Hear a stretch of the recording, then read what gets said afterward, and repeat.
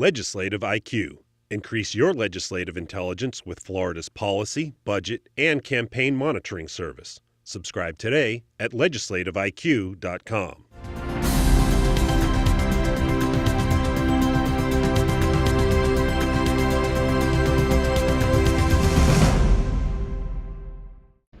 Timothy Lee Hurst was recommended death 7-5 by a jury for the 1998 murder of his manager at a Popeyes in Pensacola. His case caused the U.S. Supreme Court to strike down Florida's death penalty sentencing scheme, which only called for jury recommendations and gave final authority to a judge. Supreme Court of Florida, please be seated. Hurst's attorneys were back in front of state Supreme Court justices Thursday, saying his death sentence needed to be converted to life imprisonment. In the event the death penalty in a capital felony is held to be unconstitutional by this court or the U.S. Supreme Court, the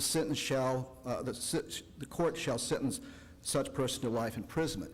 Very clear. Attorneys for the state argued that the death penalty itself was never declared unconstitutional, only the sentencing scheme. It doesn't say the death penalty statute. It doesn't say Florida's death penalty statute. It specifically says the death penalty. The Florida legislature since voted to require a simple majority of a minimum 10 jurors recommending death in order to carry out capital punishment. Justices weren't sure that would fix the situation. The worst thing would be, if we don't agree with the defendant, would be to start down a path of a new statute that has unconstitutional infirmities. A potential ruling could have wide-ranging impact on all 390 death row inmates. Attorney General Pam Bondi maintains that only inmates who have not yet had their direct appeals heard by the court are eligible for life without parole.